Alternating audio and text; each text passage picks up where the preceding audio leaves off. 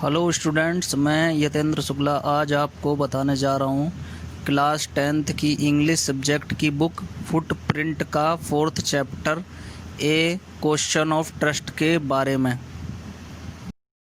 इस स्टोरी में एक करेक्टर है हॉरेस डेनबी नाम का, जो ताले बनाता है और उसकी अच्छी खासी इज्जत है उसके एरिया में, लेकिन वह पूरी तरीके से ईमानदार नहीं है।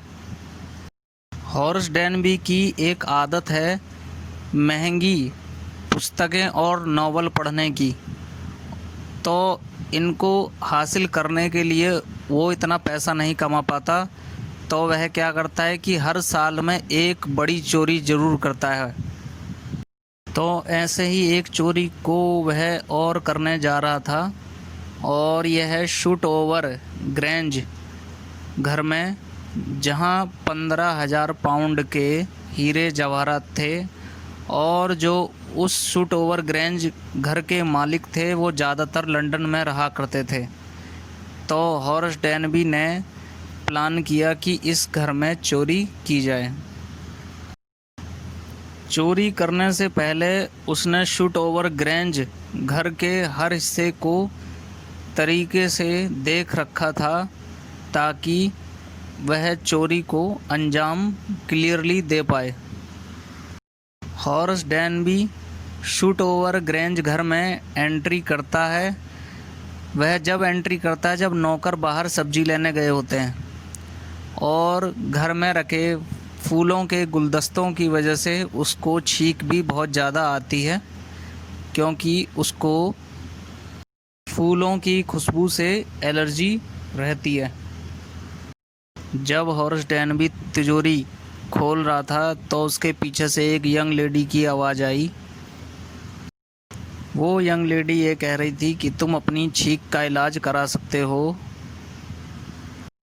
उस यंग लेडी की आवाज़ सुनकर हॉरेस डेनबी जैसे पलटा, उसने देखा कि एक युवा लड़की रेड ड्रेस पहने हुए है, और वो ऐसे लग रही है जैसे एक रानी। हॉरेस डेनबी उस यंग लेडी को देखते ही सोच रहा था कि वह भाग जाए। उस यंग लेडी ने हॉरेस डेनबी से पूछा कि वह क्या कर रहा है, और उस यंग लेडी ने यह भी बोला कि वह सच सच बताए वरना वह पुलिस को कॉल कर देगी। तो हॉरेस डेनबी कहता है कि मुझे जाने दो, मुझे छोड़ दो, और ये सोचो कि आपने किसी को देखा ही नहीं, मैं यहाँ कभी वापस नहीं आऊँगा। उस यंग लेडी ने हॉरेस डेनबी से कहा, हाँ मैं तुम्हें जाने दूंगी, लेकिन तुम्हें एक काम करना होगा। वो कह रही थी हॉरेस डेनबी से कि उसे एक पार्टी में जाना है और उसके हस्बैंड पार्टी में ही हैं, तो जो हीरे जवाहरात हैं और गहने हैं वो इस तिजोरी में हैं। तो वो हॉरेस डेनबी से बताती है कि वह इसका नंबर भूल गई है, यानी तिजोरी खोलने का नंबर भूल गई है, और वह उसके लिए इस तिजोरी को खोल दे, और अगर वो उसको हीरे जवाहरात निकाल के दे देगा गहने, तो वह उसे जाने देगी और इनाम भी देगी। 1 घंटे के अंदर हॉरेस डेनबी उस तिजोरी को खोल देता है और उसमें रखे हीरे जवाहरात के गहने उस यंग लेडी को दे देता है, और यंग लेडी बोलती है तुम्हें जो पैसे चाहिए वो इस तिजोरी से आप निकाल लो और यहाँ से चले जाओ। ठीक उसके अगले दिन हॉरेस डेनबी अपने घर में आराम से बैठा हुआ था, तभी उसके घर में पुलिस आ गई, और वो इसलिए आई ताकि वो हॉरेस डेनबी को गिरफ़्तार कर सके। हॉरेस डेनबी कहता है कि मैंने क्या जुर्म किया है, मैंने तो ऐसा कुछ किया ही नहीं है।